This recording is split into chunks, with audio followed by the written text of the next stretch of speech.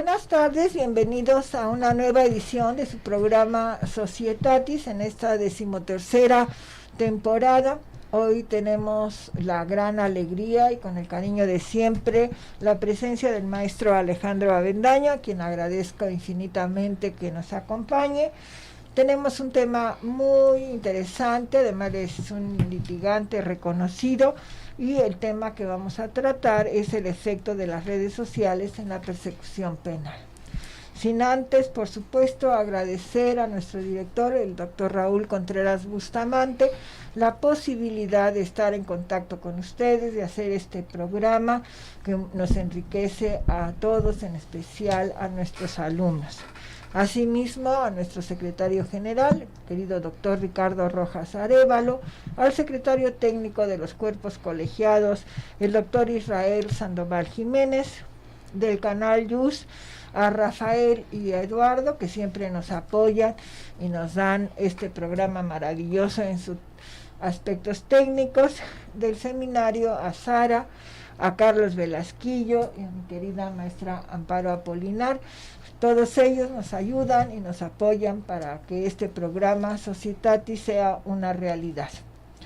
Y antes de iniciar nuestra charla con Alejandro, cedo el uso de la voz a la maestra Amparo Apolinar para la reseña curricular de nuestro invitado. Por favor, Amparo. Claro que sí, doctora. El maestro Ernesto Alejandro Avendaño Ábalos es licenciado en Derecho, especialista en Derecho Penal, en Derecho Familiar y actualmente cursando la especialidad de Derecho Civil, maestro en Derecho por la Facultad de Derecho de nuestra Universidad Nacional Autónoma de México. También cuenta con el diplomado en Violencia Familiar y Derechos Humanos por el Instituto de Investigaciones Jurídicas de esta universidad. Ha estudiado, por supuesto, en diversos talleres y cursos en el Colegio Mexicano de Oralidad Penal AC, Así Legal AC y el Instituto Nacional de Ciencias Penales, INACIPE. En el ámbito académico, él empezó como adjunto de profesor en la licenciatura en Derecho en la Facultad de Derecho de la UNAM y actualmente profesor titular en la maestría en Derecho de la Universidad Tecnológica de México y profesor titular en la licenciatura en Derecho de la Universidad del Valle de México, también en el diplomado en materia de juicio de amparo en la Universidad Londres. Ha impartido, por supuesto, diversos talleres, cursos, conferencias, diplomados y entrevistas en diversas instituciones, como lo es la Suprema Corte de Justicia de la Nación, la Facultad de Derecho, por supuesto, el Colegio Mexicano de Oralidad Penal, el Instituto Nacional de Posgrados en Derecho, el Instituto Nacional de Profesionales en Derecho, la Comisión de Derechos Humanos de la Ciudad de México, entre otros. En el ámbito profesional se desempeñó en el entonces Tribunal Superior de Justicia y en la Procuraduría General de Justicia, ambas del Distrito Federal, hoy Ciudad de México, adscrito a los juzgados penales de primera instancia en el Reclusorio Preventivo Varonil Oriente. Actualmente se desempeña como abogado postulante especializado en materia penal, familiar y civil en el despacho Avendaño Abogados, del cual es fundador y titular. Bienvenido, maestro. Muchísimas gracias. Debo de agradecer enormemente a las autoridades de nuestra facultad y sobre todo a la invitación que amablemente me están dando ustedes. Es un placer nuevamente estar en este espacio de debate, de disertación de los temas jurídicos y que no jurídicos a veces. Estamos muy contentos, como ustedes se han dado cuenta. Nuestro querido Alejandro está siempre atento a lo último, superándose. De hecho, lo hemos comentado la maestra Amparo y yo. Decimos, nada más de ver todo lo que haces ya nos cansamos. Pero bueno, ese es el ímpetu, es la edad, y realmente siempre ha sido una persona muy inquieta y que no deja de estudiar. El tema que nos ocupa, como hemos dicho, es el efecto de las redes sociales en la persecución penal, y aunque pues nuestros oyentes o quienes nos siguen son mayoritariamente jóvenes de inicio en la Facultad de Derecho, pues no estaría de más que nos precisaras el concepto de redes sociales o a qué nos vamos a referir durante nuestra charla. Por favor, Alejandro. Con mucho gusto. Es importante precisar este tema para que entonces podamos ya abordar el tema de la persecución penal y cómo es su efecto, cómo las redes sociales hacen efecto en esta función del Estado. Primeramente debo afirmar que las redes sociales es una forma de comunicación virtual en la que usuarios pueden interactuar de diversas formas a través de los celulares, de las tabletas, de las computadoras, siempre que tengan internet y que puedan interactuar de manera activa o pasiva. Es decir, de manera activa, haciendo publicaciones, como ya aquí el público sabrá, haciendo publicaciones, publicando fotografías, compartiendo algunas publicaciones de otras personas, o también de manera pasiva al simplemente pues navegar en la red social para, pues como dicen, ¿no? Con el dedo ir pasando el celular, la tableta, el iPad y demás. Pero es una herramienta fundamental de comunicación y ya veremos que también tiene su impacto en las funciones del Estado, ¿verdad? Que en un primer momento no se concebía así, sino que pareciera que iba a ser únicamente una herramienta lúdica, una herramienta de espacio social únicamente, pero vemos que tiene trascendencia en las funciones estatales, es decir, las que ejerce el Estado a través de sus órganos públicos. Claro, además esto ha sido tan vertiginoso, ¿no? Es decir, los jóvenes de hoy creo que no piensan que esto es de alguna manera, entre comillas, reciente, ¿no? Es decir, el desarrollo ha sido vertiginoso, ¿no? Si pensamos que cuando empezó la computadora casi se necesitaba una habitación para poner una computadora, y ahora pues, los teléfonos son eso y más, ¿no? O sea, puedes hacer ya mil cosas, claro. Todo, yo creo que ya estos jóvenes, ¿no? Al contrario, ahora lo que cuesta es que se desliguen de sus teléfonos. Exactamente, va a dar una apariencia de que existe una fascinación permanente de usar estas herramientas, pero también es importante pues realizar ciertas limitaciones o cierto uso correcto, cierto uso prudente, y que también eso nos está llevando a que todo ese público, todas esas personas que tienen red social, pues puedan conocer todas las noticias que están trascendiendo en el ámbito social, en el debate social, y ahorita pues obviamente vamos a comentar sobre cómo trasciende en el debate penal, en la función persecutora del delito. En este sentido, maestro, y que ha dado una explicación justamente de lo de las redes, ¿podemos hacer una clasificación de redes sociales?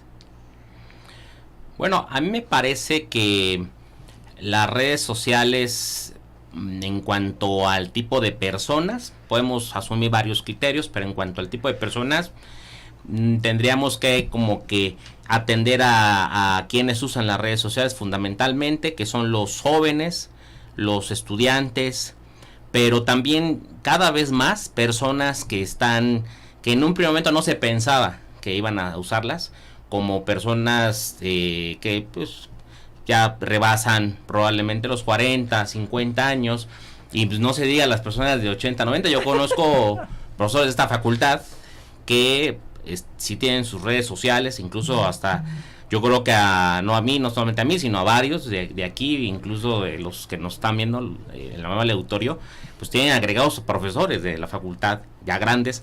Entonces, y también a nuestros abuelitos que en algún momento pues se les vio con el celular o con el interés de saber qué implicaba. Entonces me parece que en cuanto al grupo social, en cuanto a la edad, podemos ahí hacer una clasificación. También podemos realizar una clasificación atendiendo al tipo de plataforma, como puede ser el Facebook, ahora X, antes llamado Twitter. Tenemos el Instagram, tenemos el TikTok, tenemos otras, YouTube, y también cada una de estas redes sociales tiene sus propias características y fines particulares, porque no es lo mismo los fines que vas a utilizar para publicar en Instagram, que básicamente son fotografías, a diferencia del TikTok, que son básicamente videos. En Facebook ya estamos hablando de una cuestión más personal, más de que generalmente se ha visto que las personas publican sus acontecimientos personales, profesionales, laborales, etcétera, o incluso no tanto hacerlo de esa manera, sino simplemente publicar la cantidad de memes y de cosas que otros publican, ¿no? Cuando nosotros ya adentrándonos en nuestro tema, o en el tema elegido para nuestra conversación, de la persecución penal, ¿cuál es la influencia o cuáles son los efectos que se dan desde tu experiencia en esta persecución penal? Y yo te pediría que estamos hablando del concepto de persecución penal, pero que también nos aclararas el concepto por quienes nos escuchan, que a lo mejor es la primera vez que oyen esta palabra. Bueno, la persecución penal, tal y como lo escuchamos, si separamos las palabras, por persecución nos vamos a la palabra perseguir, digo así en términos lisos y llanos, es decir, a dar alcance a otra persona con un fin determinado.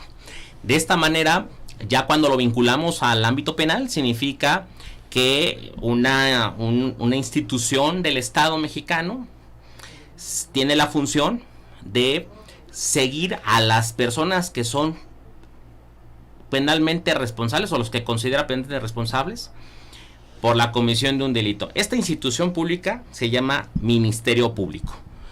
Este Ministerio Público, que todos lo ubicamos materializado desde las agencias del Ministerio Público, en el búnker, aquí en la Ciudad de México, el edificio llamado búnker, donde se concentran las fiscalías y demás, pero es la institución del Ministerio Público la encargada de realizar esa persecución de las personas que son responsables de un delito.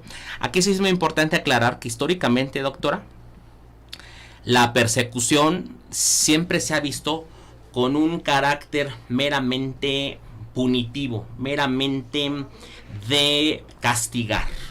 Es una idea del crimen y castigo, pero antes de la reforma constitucional, la reforma de la Constitución Política de los Estados Mexicanos de 2008, que implementó un nuevo sistema de justicia penal y seguridad pública, la función persecutora del delito se veía en forma punitiva. Entonces ahora ya no nada más es perseguir por perseguir, sino ya es también investigar. De hecho, si nos vamos un poquito en la evolución constitucional, vemos que desde la Constitución Federal de 1857, en el artículo 21, que prevé esta función del Ministerio Público, únicamente se refiere a persecución. El Ministerio Público es el que ejerce la función persecutora. Pasamos a la de 1917 y sigue diciendo lo mismo. Ya hasta que en la última década del siglo XX se aplican reformas para nada más hay decir, la función es persecutora, pero también es investigativa. Pero todavía se sigue quedando esa palabra persecutora. Ya es ya una vez dada la reforma de 2008, que en el artículo 21 se queda la palabra investigadora. O sea, es decir, que más que el Ministerio Público busque castigar, se debe de esclarecer el hecho. Porque qué tal si en una de esas, en vez de que hablemos de un aparente homicidio, pues hablamos de un suicidio. Entonces, ¿para qué estamos buscando? Ahora, ese digamos que sería la función persecutora del Estado. Ya en cuanto al cómo impactan las redes sociales, bueno, la función persecutora se inicia a través del conocimiento que tiene el Ministerio Público de la existencia de un hecho probablemente delictivo. Y quizá se sepa quién fue la persona que probablemente lo cometió. Y esta forma de conocer es a través de una denuncia, una querella. Ya después nuestros estudiantes podrán distinguir con sus clases de Derecho Procesal Penal la diferencia, pero a fin de cuentas es una forma de hacer del conocimiento al Ministerio Público, denuncia o querella, pero era la famosa denuncia o querella en papel, la que todavía sigue vigente, pero era la única en papel. Se presentaba en la barandilla a la persona, hacer el conocimiento de sus hechos y demás.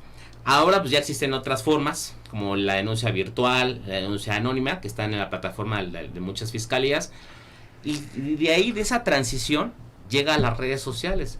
Las redes sociales pues las fiscalías tienen sus páginas de Twitter, de Facebook, algunas, no todas, y entonces es cuando ya la información de los servicios que se prestan a la ciudadanía por parte del Ministerio Público a través de las fiscalías, antes llamadas procuradurías, se difunde con mucho más fuerza en la sociedad. O sea, podemos hablar, y ahorita pues sería bueno precisarlo, que este impacto en las redes sociales, no todo ha sido para bien, sino también para mal. Y tenemos ventajas y desventajas que esto representa, ¿verdad? Si nosotros revisamos cuáles pudieran ser las ventajas que ha representado no solamente que haya estas páginas de estos usuarios de las fiscalías, sino que también los videos se viralicen, se haga un mayor conocimiento del crimen, o al menos de las imágenes que aparentemente son delitos y que la sociedad está juzgando. Entonces eso ha traído ventajas y desventajas con estos videos. Tan solo citar el ejemplo muy reciente de esta Milagros Montserrat en León, Guanajuato, claro, sí. Cuando se ha presentado mayormente ventajas, pero a mí en lo personal sí me crea un poco de suspicacia cómo fue la detención.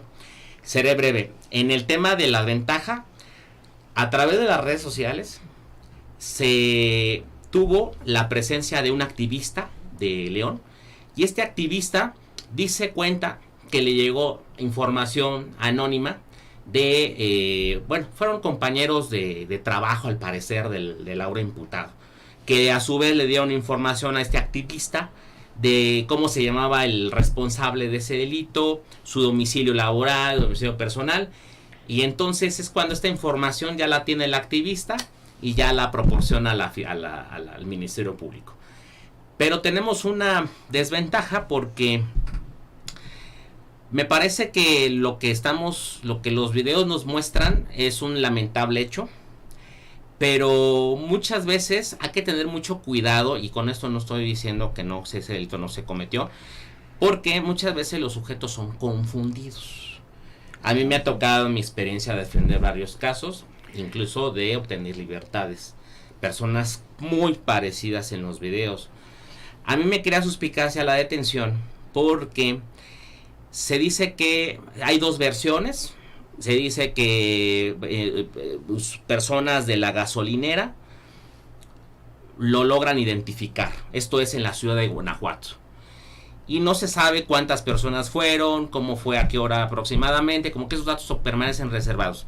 Pero después hay una versión de que el ahora detenido fue quien se comunicó directamente con 911 para ponerse a disposición de la autoridad, un tanto como una cuestión como de arrepentimiento, de pesar y demás. Y luego salió el alcalde de Guanajuato diciendo que quienes hicieron la llamada telefónica fueron las personas que lo identificaron. Como que no es homogénea la postura. Sin embargo, bueno, para eso es un proceso penal, un juicio penal, en caso de llegar hasta allá, para que pues, las partes en un contradictorio, en un principio de contradicción, puedan presentar todas sus pruebas, puedan presentar sus versiones, y que bueno, si la defensa de esta persona detenida cuenta con elementos para determinar que no es, pues ya los tendría que presentar. Entonces ahí tenemos como ahí el poder de las redes sociales, en este caso en concreto, ¿no? También tenemos el otro caso de el que le dicen el tiburón, en San Luis Potosí, que ahí pues bueno, no se pone en discusión hasta ese momento si es él o no, pero a mí sí me parece aquí peligroso lo que hizo el juez de control, porque el juez de control lo vinculó a proceso por un hecho que la ley señala como delito que no correspondía, a mi parecer. Lo vinculan a proceso, es decir, lo someten a un proceso penal a ese señor por homicidio calificado en grado de tentativa, pero no así lesiones calificadas. ¿Por qué? Porque realmente no había un, digamos, el elemento ajeno que interrumpiera, la causa ajena que interrumpiera esa acción para conducir a la muerte. Es decir, los actos constitutivos de la acción, del verbo, para privar de la vida a este chico. En las imágenes vemos cómo empieza a golpear al chico, al adolescente, pero hay un momento en el que está inclinado y el señor frena. No hay nada que lo esté interrumpiendo en su actuar. De querer haberlo matado, pues lo hubiera entonces en un charco de sangre, lo hubiera seguido golpeando. Entonces este es un efecto nocivo, porque también las redes sociales, también las autoridades lo que llegan a producir con estas malas clasificaciones es desatar la ira de los medios de comunicación y crear falsas imágenes. Ahorita vamos a comentar posteriormente cómo existen, cómo el Estado pretende legitimar a veces este poder punitivo, pero lo hace a través de algo que se llama la tecnología mediática. Es decir, una selección de ciertos cuadros, ciertas imágenes falsas de ciertos sujetos, o cómo debe concebir la sociedad de determinados sujetos, cuando en el proceso penal no es lo que corresponde. La verdad que ahorita que nos estabas comentando, pues me viene a la mente lo que hace unos años, porque ya no sé si ahora se sigue llamando así, dos cosas, ¿no? Primero, los llamados juicios paralelos, que precisamente se hacían en los medios de comunicación, pero segundo, y lo más preocupante por lo que nos has comentado, pues ¿dónde está la presunción de inocencia? Porque lo que sucede es que las personas que no conocen el derecho y que están, valga la redundancia, en todo su derecho de no conocerlo, pues van a hacer un juicio de eso que están viendo, o de eso que ha dicho un medio de comunicación o un comunicador que tampoco sabe derecho, que entonces la percepción de la ciudadanía o de los individuos es que hay corrupción, de que no se trabaja con la justicia adecuadamente, y un sinfín de problemas que se va a dar en relación al derecho y a la aplicación de él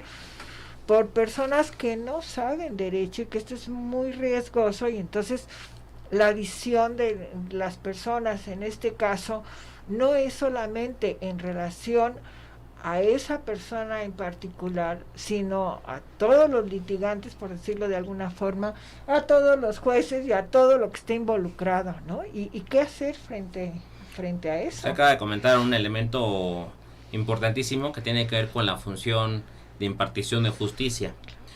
Fíjese que a veces se dice, no, los jueces no tienen redes sociales o son imparciales al momento de estar presentes en las salas de oralidad penal. Pues no me va a creer que yo conozco a muchos jueces que tienen sus redes sociales. No estamos diciendo que necesariamente se deba de afectarse su imparcialidad por el simple uso de la red social, pero sí me da la impresión que últimamente en los casos mediáticos, doctora, está imperando una línea de que los jueces están vinculando a proceso, cumpliendo las peticiones de la fiscalía, a unas bien formuladas y otras, como el caso del tiburón, que no es que yo lo quiera defender por tener simpatía, pero sí se me hace injusto que se afronte un proceso penal prácticamente como inquisitivo.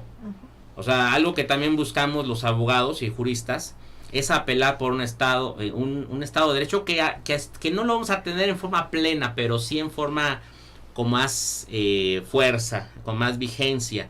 Entonces, usted acaba de hacer un momento citó el tema de la presunción de inocencia.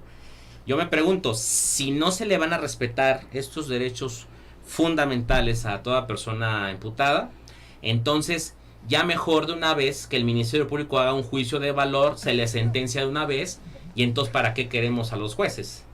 Me vas a disculpar, tú digas que me estoy riendo porque es casi mátalos en caliente, ¿no? Así es, doctora. O sea, un linchamiento enorme. Guardando las proporciones, ¿no? O sea, sí. Ya para qué un proceso penal, para qué, ¿no?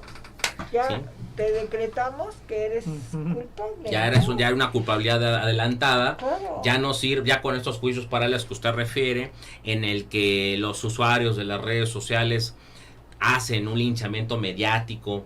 Y no estoy diciendo que sea un efecto digamos, no natural. Digo, me parece que en los sentimientos de todo ser humano tenemos estas indignaciones, estos a veces rencores, porque a lo mejor en algún momento nosotros fuimos víctimas de un delito similar u otros parientes. Sin embargo, es peligroso mover a las masas sociales con estos sentimientos de rencor, que justamente hace la criminología mediática, buscando eso, hacer una percepción social a veces errónea, para que entonces se empiece a criminalizar, y entonces es donde vamos, a tratar de legitimar el poder del Estado en forma errónea.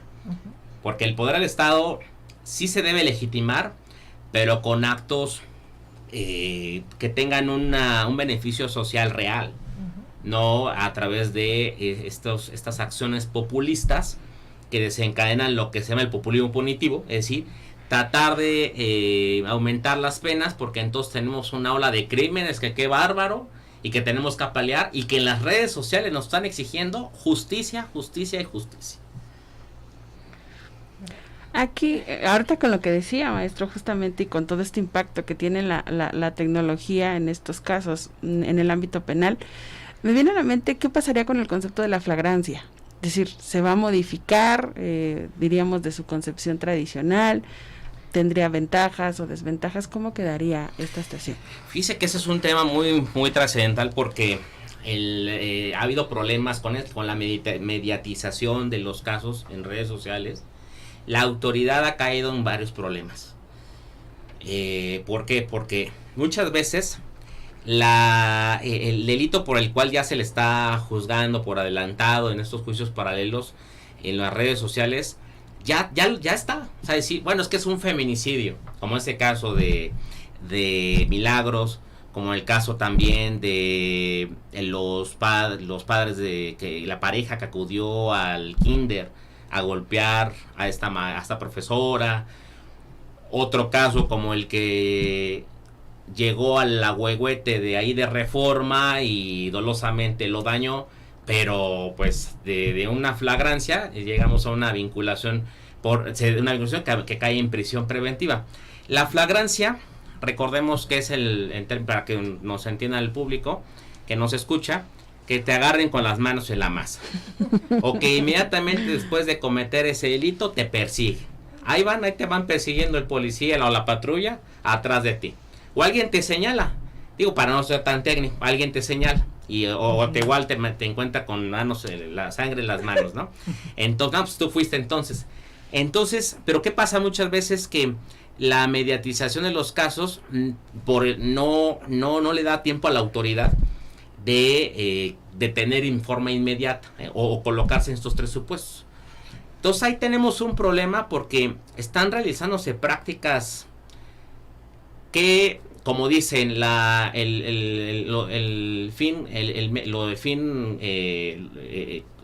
ahí una dice que el fin justifica los medios.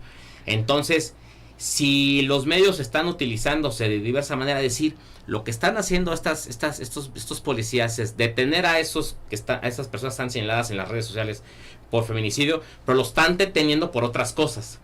Es decir, te detengo mientras pide una orden de aprehensión por el delito que realmente nos están pidiendo en redes sociales que tú cometiste. Pues yo mientras te detengo por posesión de droga, o te detengo por posesión de armas.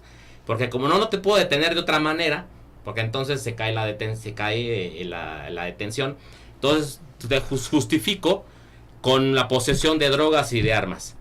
¿Qué pasó, por ejemplo, con el caso también de estos señores que en Río Churubusco se baja un papá y su papá y el hijo, y entonces el papá se baja con un me parece, no es un bat, sino se bajó con un instrumento, con un no recuerdo bien, pero se bajó con un objeto para pegar, y entonces estas personas que iban en el otro coche iban con familia. Entonces empieza a golpear el coche, se retiran, se viraliza en redes sociales, y al poco tiempo ya están detenidos. Pero no están detenidos por esos hechos, están detenidos por posesión de droga y por posesión de armas. Claro. Entonces, en ese sentido, ya después, con esas 48 horas, ya el Ministerio Público tendría como el tiempo para pedir la orden de aprehensión por el delito que le interesa, Y ahora sí, si en las 48 horas, o también muchas veces se tienen por cohecho, con el caso de la pareja de ahí que golpeó a la profesora del kinder, ¿no? Pues los detienen por cohecho, ¿no? Que pues, ¿sabes qué? Pues una lana y demás.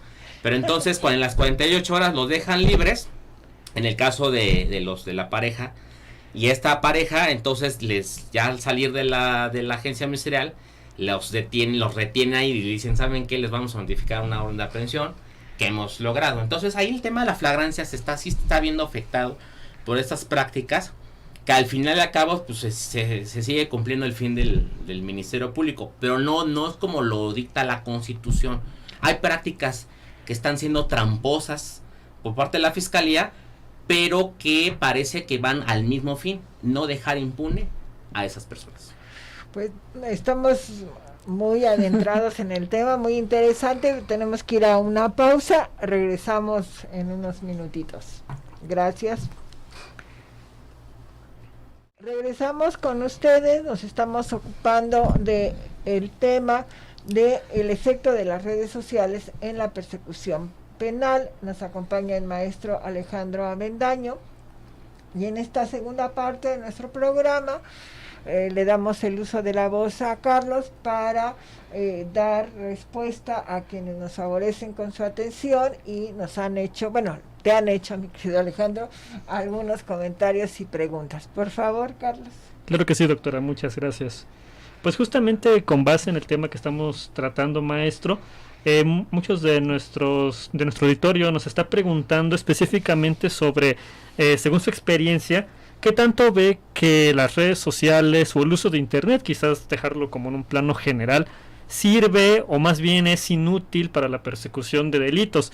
Y yo ahondaría un poco más en los comentarios que nos hacen la gente que nos favorece con su atención, en el sentido de saber si incluso, por ejemplo, los tribunales, específicamente hablando quizás de los jueces, toman como pruebas, toman como algo que a lo que pueda ser cercano a la verdad de este tipo de interacciones, de cosas que quedan en redes sociales, o que son aspectos que simplemente están en internet y que digan, sí se puede admitir como una especie de prueba del delito, de alguna falta, o no, pues quizás desestimen y busquen otro tipo de pruebas, otro tipo de cosas. Según su experiencia, ¿cómo sería esta relación?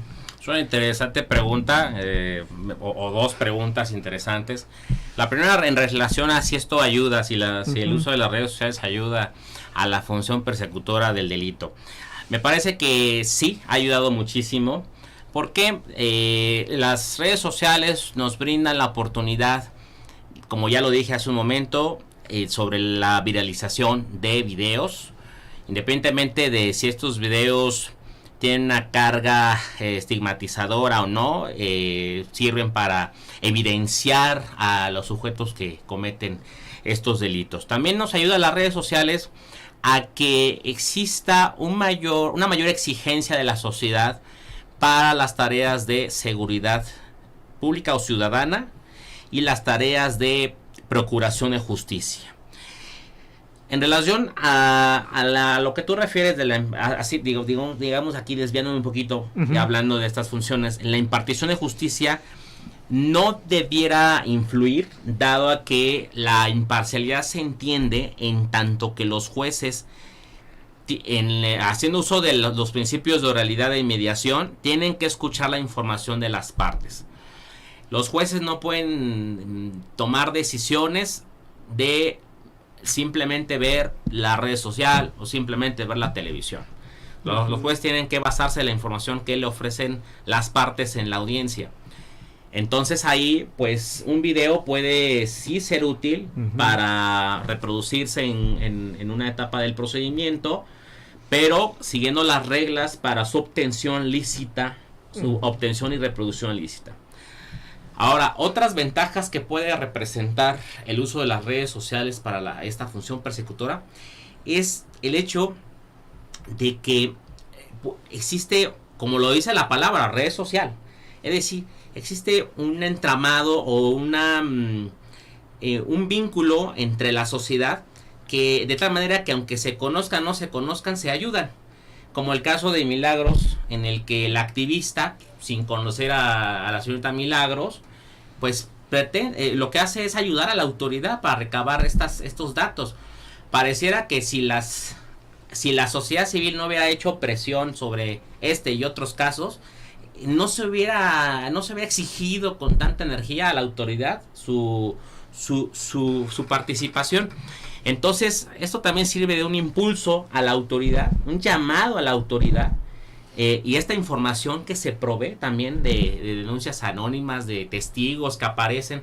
Por ejemplo, en el caso de la pareja que llegó a golpear a la maestra en el kinder, ahí en Estado de México,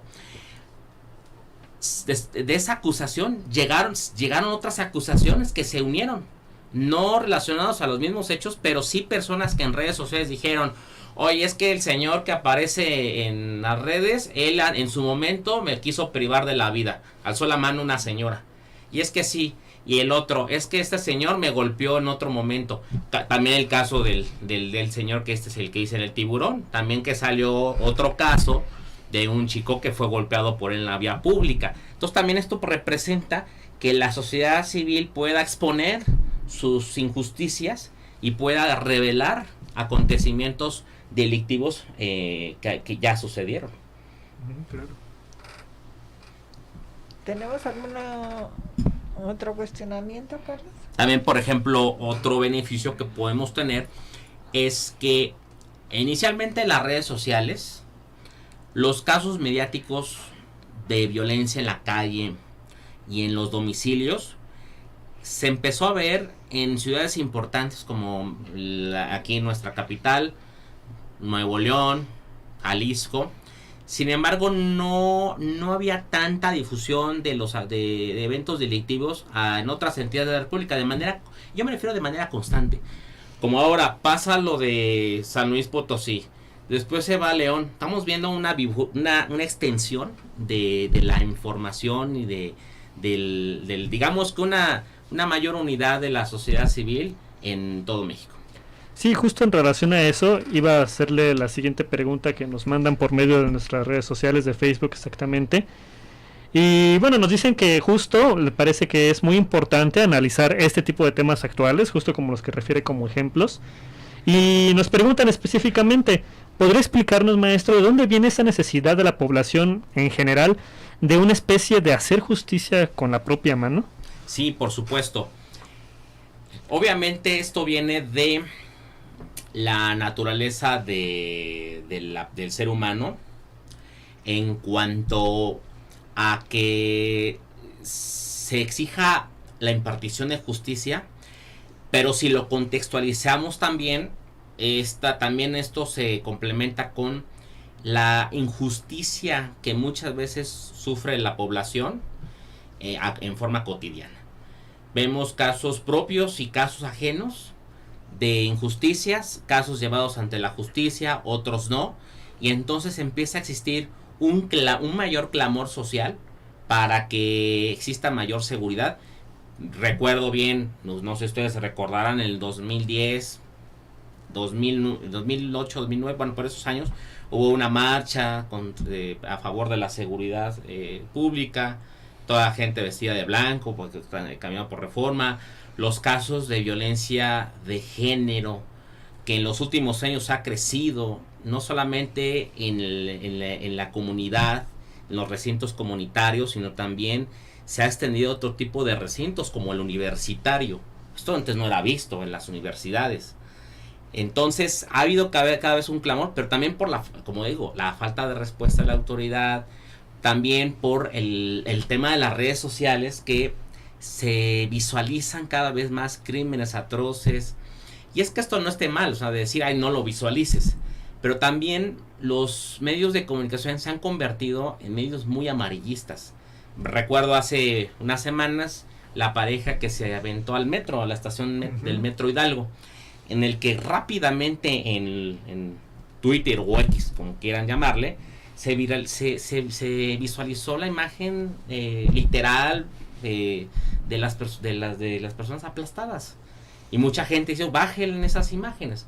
O sea, también un afán de querer de hacer amarillismo, demostrar la realidad cruda, y esto también hace que haya una mayor furia social, un mayor clamor, y esto justamente pues también gracias a los medios de comunicación, que no hay que verlos siempre malos, pero que sí también nos puede ayudar para crear mayor conciencia, exigencia y mejores acciones ciudadanas. Sí, justo en ese sentido, aprovechando las comunicaciones que hacen con nosotros los escuchas, mencionan que, por ejemplo, bueno, hoy, haciendo un poco referencia a lo que usted acaba de mencionar del metro, nos mencionan, por ejemplo, que bueno, hoy es justo como muy frecuente ver que puede haber cosas que sean quizás muy verídicas, otras quizás muy literales, otras quizás que hasta sean fake news, ¿no? Por ejemplo. Así. Entonces, en ese sentido nos dicen, pues, las redes sociales hoy permean como una herramienta que a veces puede servir para denunciar o para castigar, ¿no? A la gente que puede ser expuesta en redes. Por ejemplo, también en ese sentido, nos dice Cristian, pues, por ejemplo, podemos cuestionarnos qué tanto ha sido beneficiada la gente o no del hecho de que se hagan conocidos por redes los asaltos a transportes colectivos, ¿no? Me viene a la mente mucho también eso, en el sentido de que hay veces que los mismos vecinos tienen grupos de WhatsApp, por decir algo, también, y mediante ese medio se advierten, se comunican de ciertas cosas que tengan que ver con riesgos quizás. ¿Usted cree que en este sentido también las redes sociales pueden darnos ese panorama, digamos, de prevención del delito?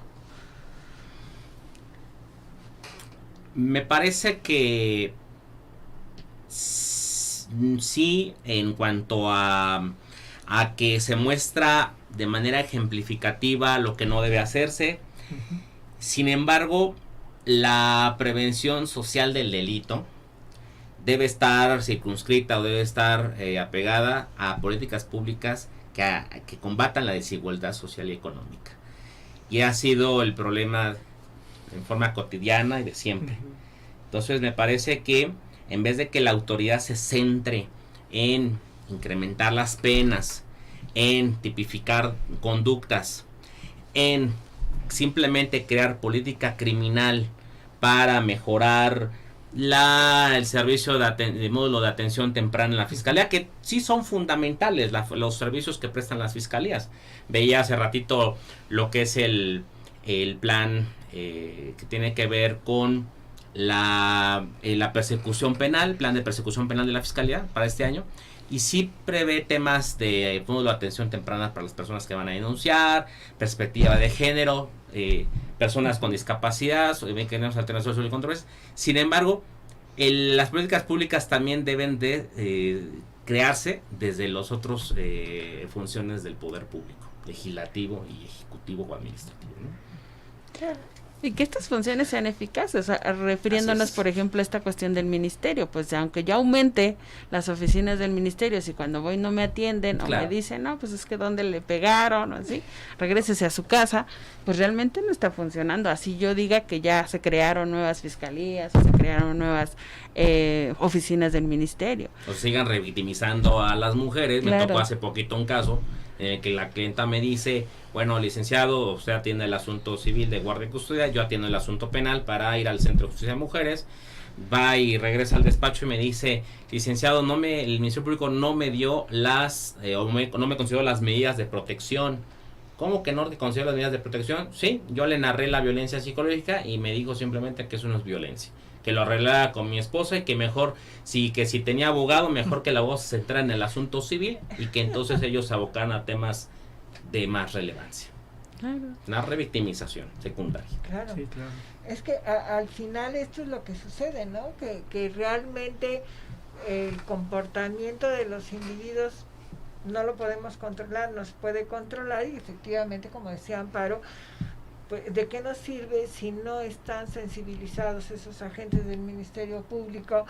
A veces la misma persona no reconoce que se está haciendo un uso incorrecto de la autoridad, del poder, de la relación, de lo que sea, ¿no? Entonces, y además la visión muy generalizada, ahorita que señalabas esto, Alejandro, de que el derecho es represivo y poco se hace en prevención, ¿no? Es decir, vamos a tapar el pozo después de que se ahogó el niño, por decirlo coloquialmente, ¿no? Y creo que ahí es un fallo importante del derecho, es decir, la función, pienso, del derecho no es reprimir, o sea, lo que tendría que hacer el derecho es proteger a las personas para que no se cometan esos delitos, es decir, prevención.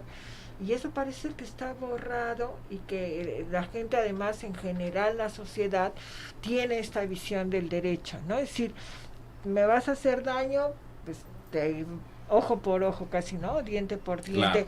Y que la autoridad o el gobierno, o quien quieras denominar, se ocupa poco de esa función tan importante del derecho. Es decir, creo yo que esto debería ser determinante. Es decir, vamos a prevenir que a las mujeres no las golpeen, ¿no?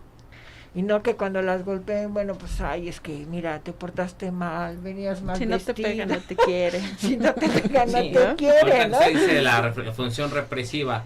Originalmente debemos de reconducir los orígenes del derecho penal, porque el origen del derecho penal no es una función represiva, es una función de protección del ciudadano frente al poder punitivo del Estado, el poder del Estado, y también desde luego a las víctimas. Entonces me parece que hay que como regresar, y es que hay algo muy importante también aquí en tema de redes sociales que quiero comentar. La idea de la prisión preventiva sigue permeando en el imaginario social como una medida eficaz y la solución a todos los problemas.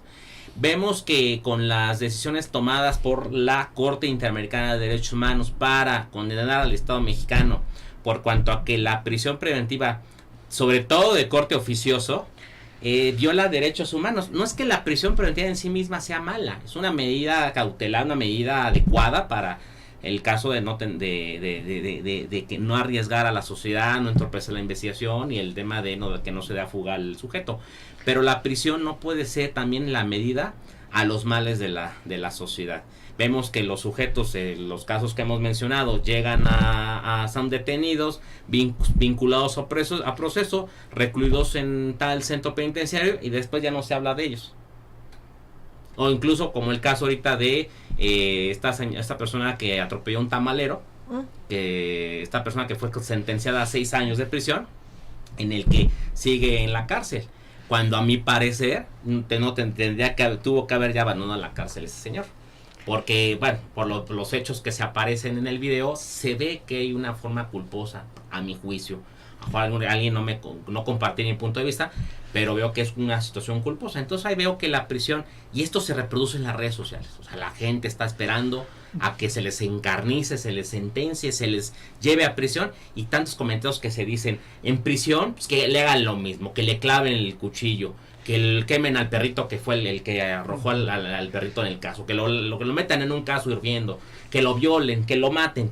Y entonces queda ese rencor en la sociedad, pero bajo la idea de que la prisión es la forma de solución de los problemas. Pues al final es que tristemente esa es la visión siempre que tiene la sociedad en general. Es decir, oímos con mucha frecuencia que se muere en la cárcel, que se pudra en la cárcel, ¿no? Les dan sentencias, bueno, se supone que modificaron, ¿no? Pero antes 100 años, 200 años, o sea, pues ya con todo el respeto que me merecen parece chiste, ¿no? Es decir, garantízame que voy a vivir los 100 años o los 200.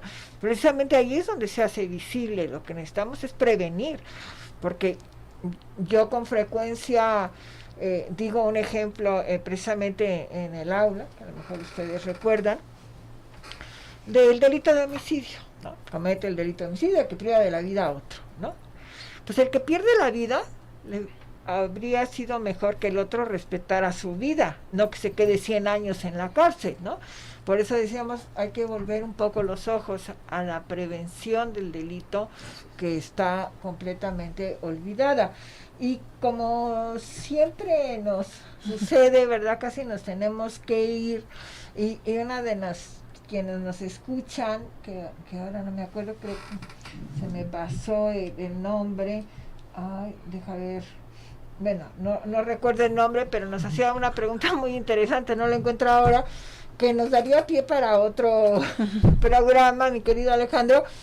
¿Qué pasa con los jueces, con esa presión social que tienen, que precisamente hoy en clase decíamos que el juez no se quita su humanidad como se quita la toga, ¿no? Es decir, todo esto de las redes sociales, ¿en qué punto está incidiendo en los jueces, ¿no? Que se van a ver afectados, quizás en lo personal, en lo familiar, si no dan una resolución acorde a lo que la sociedad piensa, sin saber derecho.